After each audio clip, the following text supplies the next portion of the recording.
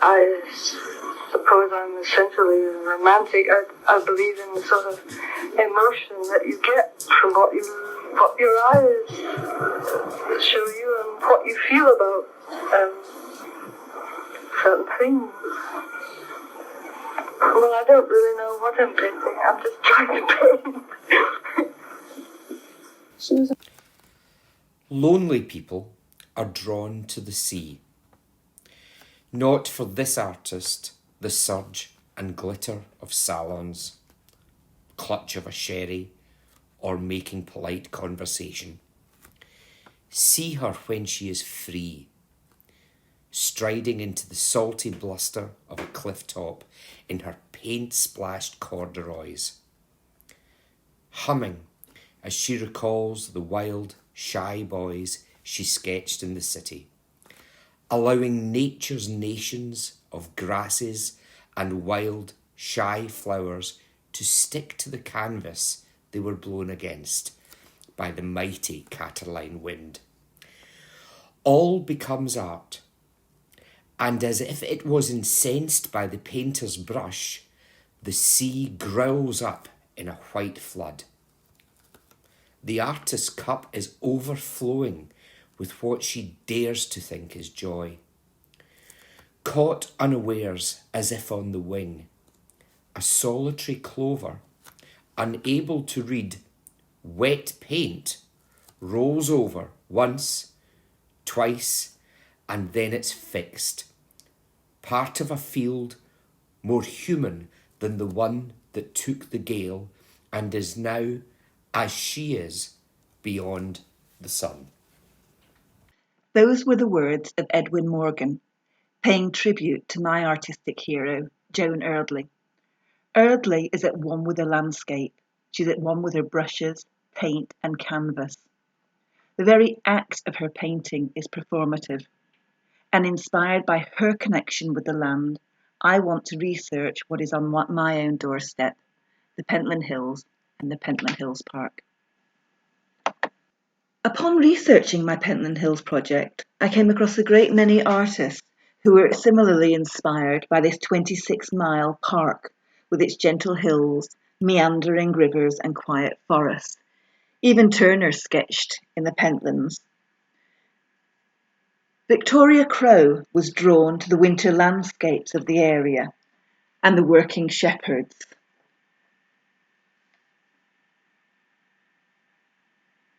Barbara Ray takes a more colourful and playful approach to the hills and fields of the Pentlands.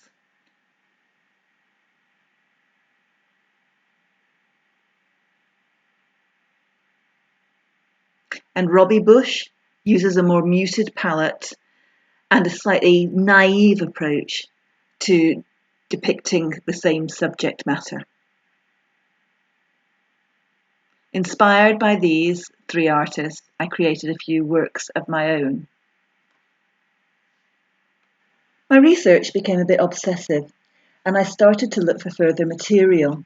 I was initially looking for old maps in bookshops, but stumbled across a wee tome entitled Pentland Days and Country Ways, which was first published in 1935. Via this work, I became aware of other writers, Robert Louis Stevenson, who wrote and lived in Swanston Village, Robert Ferguson, who wrote The Daft Days, which were talking about the excesses of Christmas while he sat on the Pentland Hills looking towards our capital. Walter Scott, who wrote of Carnethy Hill, I think I have never seen anything more beautiful than the ridge of Carnethy against a clear foresty sky, with its peaks and varied slopes. The hills glowed like purple amethyst. The sky glowed topaz and vermilion colours. I never saw a finer screen than Pentland, considering it is neither rocky nor elevated. At this point in my research, I was still very much in my comfort zone. I'd ventured into using a few bolder colours, but I was still at a loss as to how to deliver a performance lecture based on this research.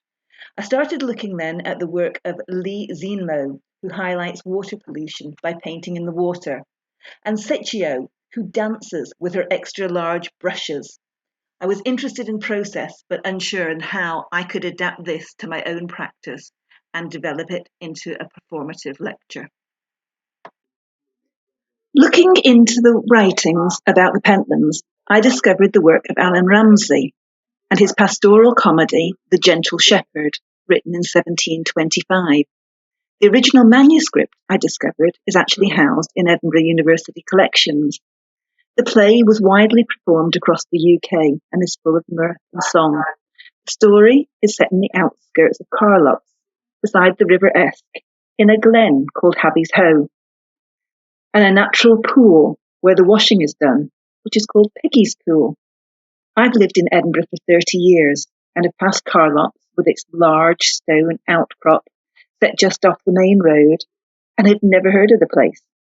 So in the name of research, I got out my old walking map and set forth in search of this fabled location. I took with me some canvas, inscribed with some words from the story. Go further up the stream to Habby's Hoe, where all the sweets of spring and summer grow. There o'er a little cliff between two birch trees and the waterfall, and murmurs to the breeze. Armed with some inks and oil bars and a trusty pal to record the event, we set forth.